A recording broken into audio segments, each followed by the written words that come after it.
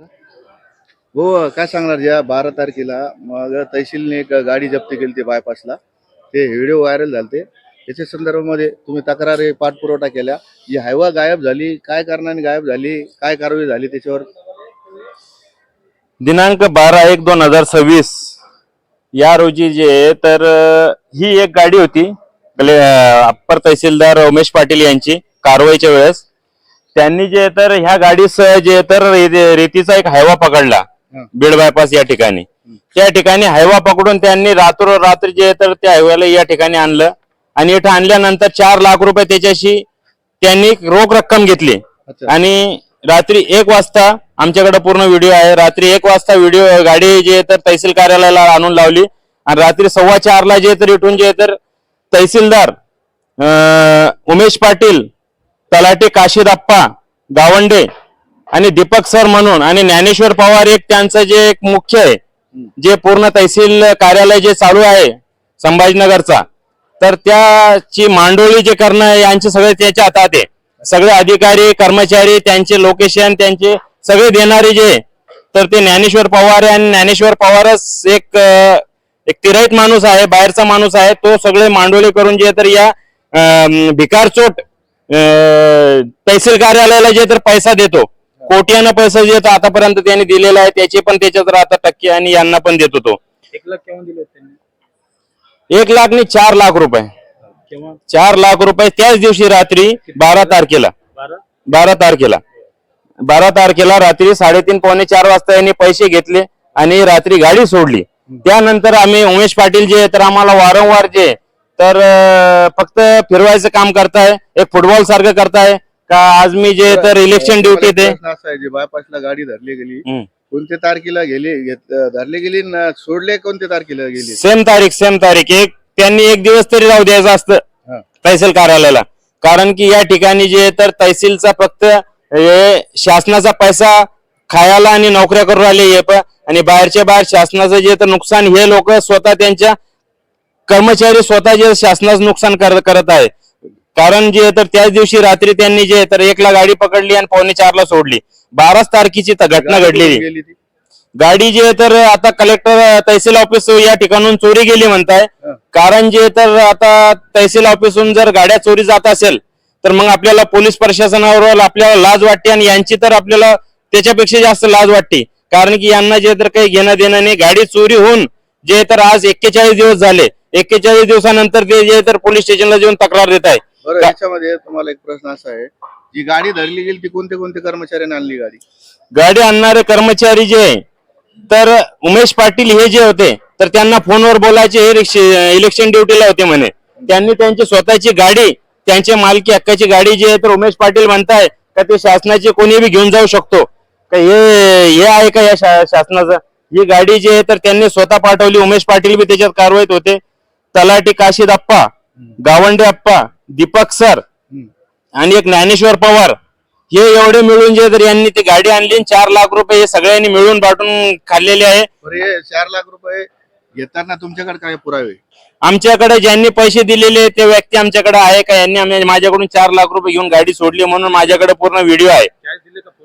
नाही, पूर्ण कॅश घेतली यांनी पैसा. माझ्याकडे त्यांचे व्हिडिओ आहे. आणि कॅश देणार काय नाव आहे त्याचं? ते कॅश देणारे जे तर गाडी मालकच होते. कारण दुसरे तर कोणी बाहेरचे आणून देणार नाही. गाडी ज्यांनी घेऊन गेली, ज्यांना यांनी दिली गाडी सोडून या ठिकाणून, तर त्या ठिकाणी पण ते जे तर गाडी मालकच होते. आणि गाडी मालकाने इथून गाडी चोरी करून, जर त्याला चोरी करून न्यायची असते तर ते तिकडून चोरी करून घेऊन गेला असता. परंतु 4 लाख रुपये मालकाला वाटलं की आपण 4 लाख दिले तर गाडी घेऊन जायला काय हरकत नाही. हो, 4 लाख रुपये आता यांनी जे तर गृह विभागाचं नुकसान केलं ना शासकीय कर्मचारी यांनी यांचे घर भरले, यांचे लेकरं बाळाला पैसे दिले, खायला पैसे दिले. ते 4 लाख रुपये घेणार जे तक्रारदार आहे, गाडी मालक तक्रार करणार आहे का मी 4 लाख रुपये दिले म्हणून? गाडी मालक तर तक्रार करणारच आहे ना. कारण की आता यांनी जे पैसे घेतलेले पैशाची तक्रार करणार. यांनी जे तर आता 41 दिवसानंतर गाडी चोरी गेल्याची तक्रार केली. आता ते जे तर पैसे घेण्याची तक्रार करणार यांच्याकडे त्यांना येऊन पण बोलला तो. एक 15 दिवस अगोदर इथं येऊन पण बोलला की माझे पैसे मला द्या आणि माझ्या गाडीवरती कारवाई करा म्हणून. तुमची काय भूमिका काय असणार? हे दोघं आता याच्यामध्ये दोषी कोण आहे? तर गाडी मालक नाही, जे गाडी रॉयल्टी बेकायदेशीर चालवत होता रेतीवर, ते बेकायदेशीर आहे. त्याच्यानंतर गाडी धरून आणून सोडून देणार ते बेकायदेशीर झालं. हे दोघांकडून गुन्हा घडलेला आहे. आता दोघं मालकावर आणि तहसीलदारचे संबंधित अधिकाऱ्यावर काय कारवाई झाली पाहिजे? माझं तेच म्हणणं आहे पोलीस प्रशासनाला की यांनी जे तर शासनाचं जे नुकसान केलेलं आहे तर यांनी नियमानुसार कारवाई केलेली नाही सगळ्यात अगोदर. आणि दुसरी गोष्ट जी आहे तर गाडी मालकावर पण गुन्हा दाखल झाला पाहिजे. गाडीवर तर होणारच आहे. आणि हे जेवढे पण अधिकारी कर्मचारी आहे त्याच्यात पहिलं जे आहे तर उमेश पाटील, जे उमेश पाटील यांनी जे आहे तर त्यांना सगळे कारवाईची परवानगी दिलेली होती. सगळ्यात अगोदर उमेश पाटीलवर गुन्हा दाखल व्हायला पाहिजे. कारण आम्ही वारंवार विचारायला आलो होतो. याच्या अगोदर इथले जे तहसीलदार होते त्याच्यावर भ्रष्टाचाराचा गुन्हा दाखल झाला, ते फरार होते. आता कुठेतरी जे छत्रपती संभाजीनगर अपर तहसीलदार जे जे काय यांचं जे नाव वादग्रस्त आहे त्याच्या अगोदर तहसीलदार होता, ते पण असंच भ्रष्टाचार करून गेलता. हे तहसीलदाराचं पण ते नाव असंच नाव होणार आहे का? भ्रष्टाचारामध्ये नाव येणार आहे? तो जे तहसीलदार होता सेम तसा हाच तहसीलदार आहे.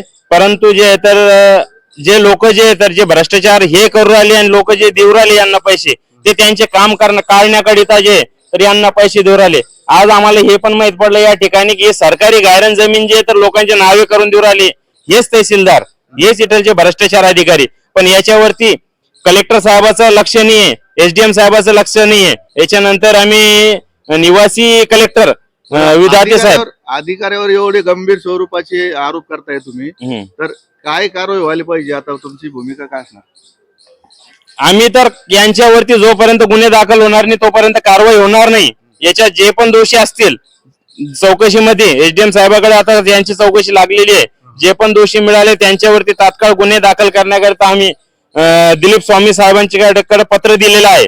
का या कारवाईमध्ये जे पण दोषी आढळतात त्याच्यावरती तात्काळ कारवाई करा. कारण जे तर आम्ही उमेश पाटील जिल्हाधिकाऱ्याला भेटले होते, त्याच्यानंतर नेवाशी जिल्हाधिकाऱ्याला भेटले, एसडीएम ला भेटले. अधिकाऱ्यांनी काय आश्वासन दिलं? अधिकाऱ्यांनी हेच आश्वासन दिलं की आपण पत्र द्या, आपल्याकडचे जे पण पुरावे आहे ते पुरावे आम्हाला सादर करा, आम्ही त्यानुसार चौकशी करतो. त्यानंतर जे तर आम्ही उमेश पाटील साहेबाकडे आलो. उमेश पाटील साहेबाचं म्हणणं हे आहे का माझ्याकडे याचं काही येत नाही आणि मला काही घेणं देणं नाही याच्याशी. मी म्हटलं मग कारवाई व्हायच्या वेळेस तुमची गाडी आहे.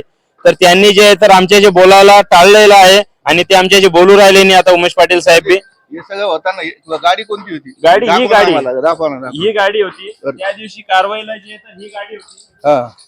आणि या गाडीचं एक हेच नंबर होता गाडीचा, हेच नंबर आहे. या नंबर सेट दिलेला आहे आम्ही. आणि एक वैशिष्ट्य हे म्हणतोय मी का या गाडीवर चालक जे तर बोला तुम्ही बोला. या गाडीवर चालक जे तर कर्मचारी शासकीय कर्मचारी नाही, हा पण जे तर दलाल कर्मचारी आहे. याच्यावरती यांच्याकडे शासनाकडे यांच्याकडे चालक नाही का शासनाचा माल मुद्दा हे शासकीय गाडीला जे तर लोकांच्या हातात देत आहे हे अधिकारी इटलचे फक्त मांडवल्या होण्यासाठी. कारण की ज्यावेळेस बी यांची मांडवली करायची त्यावेळेस हे प्रायव्हेट लोक पाठवायचे आणि यांच्याकडून पैसा मागून घ्यायचा. हे काम हे उमेश पाटील येथील अप्पर तहसीलदार करत आहे. आम्ही त्यांच्यावरती सरळ आरोप करतोय. कारण की ही गाडी जी आहे त्या दिवशी आम्ही बोललो तर कोण घेऊन गेलं ते माहित नाही. कारण त्याचा चालक पण प्रायव्हेट आहे. तुम्ही तहसीलदाराला फोन केलता का? ते गाडी आहे तुमची म्हणून अशी वसुली चालू आहे. त्या दिवशी तहसीलदारांशी फोनवर बोललो. तहसीलदार म्हणे मी पैठणला इलेक्शन कामात आहे म्हणे. मी म्हटलं साहेब गाडी तर तुमची या ठिकाणी आहे पण तुम्ही तिथं काय करतात म्हणे. त्यांनी गाडी मला न सांगता घेऊन गेले. याच्यामध्ये तहसीलदार दोषी, अपर तहसीलदार दोषी नसेल ना? मग अप्पर तहसीलदारच्या ताब्यात ही गाडी शासनाने दिलेली आहे. अच्छा म्हणजे गाडी अवैधरित्या वापरली जाऊ शकते. ही गाडी जे तर त्यांच्या व्यतिरिक्त कोणी वापर करू शकत नाही. तहसीलदारला न सांगता गाडी नेण्यात आली का वसुलीला? न सांगता गाडी नेण्यात आली आणि न सांगता यांनी जे तर हे केली म्हणे त्याच्या मांडोली जे केली. तर हे उमेश पाटील डायरेक्ट म्हणतात मला यांनी काहीच माहिती दिली नाही. यांनी वरच्यावर हे काम सगळे केले. मी पण चौकशी लावली म्हणे त्यांची पण आतापर्यंत काही दिसून येत नाही का या अशी चौकशी लावलेली म्हणून. कारण या अगोदर पण अशा घटना खूप वेळेस झालेल्या आहेत. पुढचं पाऊल काय राहणार? माझा याच्या पुढचं पाऊल तर खूप मोठा राहणार आहे साहेब. कारण काय सांगून काही फायदा नाही. मी जे तर भ्रष्टाचार होऊ देणार नाही या ठिकाणी. हे जे भ्रष्टाचार अधिकारी आहे पोलीस स्टेशनला जे तक्रार दाखल केली संबंधित कर्मचाऱ्यांनी, तर काय तपास आला पोलीस स्टेशनचं? तिथं सिटी चौक पोलीस स्टेशनचं मी 27/1 यांच्याकडे तक्रार दिली. यांना माहिती मिळाली का आता कोणीतरी जे तर आपल्या मांजरीवाणी आणि दूध पिलं कोणीतरी बघितलं म्हणून आपल्याला. तर मी यांच्या विरुद्ध तक्रार दिली कलेक्टर साहेबाकडे, अप्पर तहसीलदारकडे आणि एसडीएम साहेबाकडे, तर यांना जशी माहिती मिळाली तर हे पोलीस स्टेशनला पळाले. मग हे 40 दिवसानंतर जर पोलीस स्टेशनला पळत असन, 40-50 लाखाचा हेवा मालकाचा यांनी जर ताब्यात घेऊन आले तर जबाबदारी यांची आहे का ते हेवाला सांभाळण्याची. पण या ठिकाणून ते 40 दिवसानंतर म्हणताय का चोरी गेला म्हणून. मग 40 दिवस हे झोपलेले होते का?